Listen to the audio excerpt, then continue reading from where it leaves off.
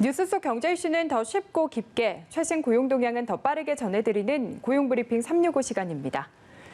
조성미 기자 안녕하세요. 네, 안녕하세요. 네, 오늘 어떤 이슈인가요? 네, 얼마 전에 LG전자가 모바일 사업 철수를 결정했죠. 사업 매각을 포함해서 모든 가능성을 열어두고 검토하겠다고 밝힌 지 약 2개월 만의 결정인데요.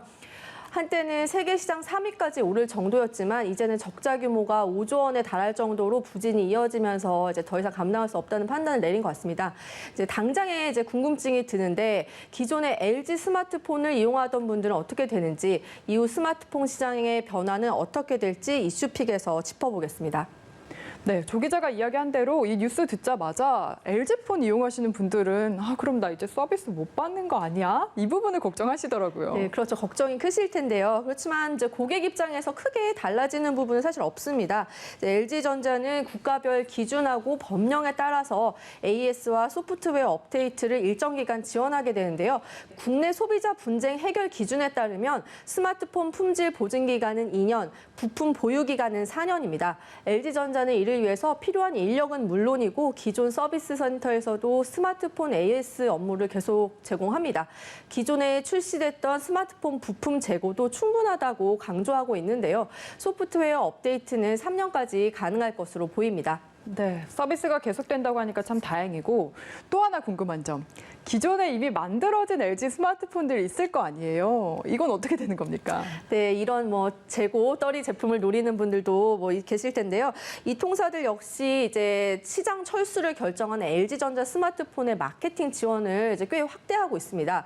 이미 LG전자 철수설이 확산된 지난 1, 2월부터 이 통 3사들은 마케팅 지원을 확대해서 LG 윙이라든지 이제 주요 기종의 공시 지원금이 50만 원에서 60만 원으로 대폭 인상돼서 40만 원대에 판매되고 있습니다. 또 사은품을 증정하는 행사도 벌였는데 이런 혜택을 더 늘려서 LG폰 처리에 속도를 낼 것으로 보입니다. 네, LG폰이 어쩌다 이런 땡처리 제품이 되고 말았을지 참 세월이 무상하다라는 생각이 드는데, LG전자가 한때 휴대폰 부문에서 잘 나갔던 시절이 있었잖아요. 네, 그럼요. 과거에 LG폰 하면은 예쁜 디자인하고 쏙쏙 박히는 이름의 제품들로 큰 인기를 끌었었습니다. 혹시 초콜릿폰 기억하시나요? 전 당연히 기억합니다. 다 이거 썼어요. 네. 네. 2005년에 나온 초콜릿폰은 당시 1,000만 대를 돌파해서 LG전자의 휴대폰 가운데 첫 10 밀리언 셀러 폰이 되는 기록도 갖고 있죠. 이후에는 아이스크림폰, 롤리팝폰, 프라다폰 등 수많은 히트 브랜드들을 출시를 했었죠. 한때는 노키아와 삼성에 이어서 세계 시장 점유율 3위를 기록하기도 했었는데요. 네, 이렇게 잘 나가다가 스마트폰에 유독 갑자기 힘을 못 쓰게 됐거든요. 이게 그 이유가 아까 말씀드린 성공의 원인이 오히려 독이 된 겁니다. 역설적으로 피처폰의 큰 성공이 부메랑이 된 건데요. 2007년에 애플의 아이폰이 등장했죠. 그 뒤로 스마트폰으로 흐름이 완전히 바뀔 때 그 전에 피처폰의 성공에 약간 젖어서 스마트폰 기술로 개발을 전환하는 것을 약간 미뤘기 때문입니다. 뒤늦게 LG는 반전을 위해서 변신 로봇처럼 모듈을 바꿔 끼는 G5와 화면을 돌리는 형태의 새로운 휴대전화 모델들을 잇따라 선보이면서 다양한 시도를 했었지만 이미 시장의 흐름을 따라가기 좀 늦었던 겁니다. 프리미엄 시장에서는 삼성과 애플에 밀리고 중저가 시장에서는 중국 업체들의 공세에 막 흔들리면서 결국 6년간 5조 원의 적자를 남기고 사업을 접게 된 겁니다. 네, 그런데 어쨌든 LG전자가 스마트폰 부분을 사업을 접으면서 국내에는 삼성전자 독주 체제가 된 거잖아요. 네. 이런 독점을 걱정하는 분들도 계시더라고요. 네, 사실 삼성의 독주 체제는 더 앞으로 확고해질 것이 자명한데요. 국내 모바일 시장은 삼성과 애플, LG가 경쟁하는 구도였었는데 지난해 시장 점유율을 보면 삼성이 65%, 애플이 20%, LG가 13%로 이미 삼성전자 스마트폰 쏠림 현상이 좀 심한 편입니다. 이런 상황에서 LG 스마트폰이 사라지게 되면 소비자 선택은 결국에는 삼성 아니면 애플 이렇게 양갈래로 나뉘게 됐고요. 이 때문에 앞으로 삼성전자와의 단말기 수급 계약에서 통신사들의 교섭력이 좀 떨어지고 가격 책정력이나 행사 이벤트에서 삼성전자가 더 적극적으로 나서지 않아서 결국 소비자한테 손해가 올 것이라는 우려도 적지 않습니다. 네, 그리고 사실 가장 충격을 받은 이분들이 아닐까 싶은데요.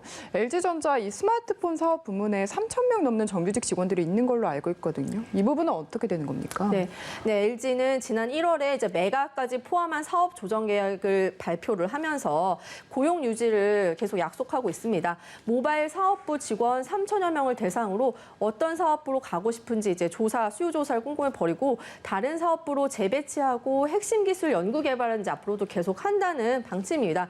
또 이제 LG전자는 베트남에도 스마트폰 공장이 있거든요. 그러니까 이 공장을 다른 걸 만드는 용도로 변경을 해서 계속 사용한다는 계획도 밝혔습니다. 네, 참 다행이라는 생각이 드네요. 근데 이렇게 사업은 철수했는데 주가는 더 올랐더라고요. 네. 긍정적인 전망들이 많은가 봅니다. 네, 주식시장은 냉정하잖아요. 그래서 예. 투자자들한테는 누적 적자가 5조 원에 달하던 모바일 사업이 오히려 부담으로 작용을 했었는데 이번에 LG가 26년 만에 과감하게 휴대폰 사업을 철수하겠다고 결정을 한 것이 오히려 긍정적인 요인으로 작용을 한 겁니다. LG전자는 대응이 미흡해서 성과를 내지 못했다면 이제 앞으로 경쟁력에서 우위를 확보할 수 있는 다른 핵심 사업에 역량을 집중하겠다는 계획을 밝혔습니다. 네, 그러면 LG가 이제 모바일 사업 대신에 말씀하신 다음 산업 어떤 걸 준비하고 있을까요? 네, 요즘 뭐 전장 산업이란 말 많이 나오는데요. 네. 앞으로 LG는 전기차 부품과 로봇, AI, 배터리 등에 집중을 하면서 신사업 중심으로 구조를 바꿔나가겠다 밝혔는데요. 가장 먼저 눈에 띄는 거는 역시 자동차 전자장비, 전장 산업입니다. 전기차와 자율주행차 시대가 이제 다가오면서 이렇게 자동차의 전자장비 시장이 굉장히 큰 성장이 예측이 되고 있습니다. 그래서 이제 벌써 속도를 내기 시작한 건데 세계 3위의 자동차 부품 업체 마그나 인터내셔널과 LG전자가 합작 법인을 설립하기로 했고 자율주행차에서 더 이상 사람들이 운전을 하지 않아도 되니까 뭐 영화를 본다든지 그런 정보와 즐길 거리를 제공하는 인포테인먼트 사업도 해외 업체와 손잡고 함께 준비하고 있습니다. 네, 다음은 유용한 경제 용어를 쏙쏙 골라 소개해드리는 뉴워드 시간이죠. 네, 박앵커님은 배구 즐겨보시나요? 배구 자주는 안 보고요. 네. 결승전 정도는 좀 즐겨보는 네, 편입니다. 근데 요새 배구에서 이슈가 많았잖아요. 네. 거기서 이제 연관되는 말인데 올 배구 시즌이 처음 시작되자마자 배구계에서는 어우흥이라는 말이 생겨났었거든요. 어흥. 네, 뭐 비슷한 우흥인데요. 네, 바로 배구 여제 김연경 선수가 흥국생명 유니폼을 다시 입으면서 이제 어차피 우승은 흥국생명 어우흥이라는 이제 수식어 줄임말이 만들어진 건데요. 그 기존에 워낙 전력 자체가 탄탄했던 팀이었던 데다가 세계적인 실력의 이제 김연경 선수까지 합세해서 기대를 한층 끌어모았었는데 하지만 마지막 결말이 어땠는지는 뭐 이미 잘 알고 계실 텐데 그 화려한 스포트라이트를 받고 출발을 했지만 그 끝은 좀 씁쓸했습니다. 흥국생명은 과거 학구 폭력으로 인해서 전력에서 제외된 이재영, 이다영 쌍둥이 자매의 공백을 결국 이제 메우지 못하고 2위로 정규리그를 마치게 됐는데요. 이렇게 뭐 스포츠도 한때 굉장히 잘 나가던 LG 휴대폰의 이제 사업 철수까지 공통점 발견하셨나요?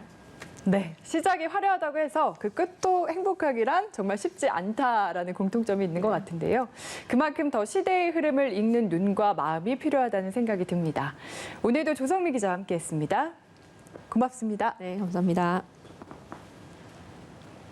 지금까지 고용브리핑 365였습니다.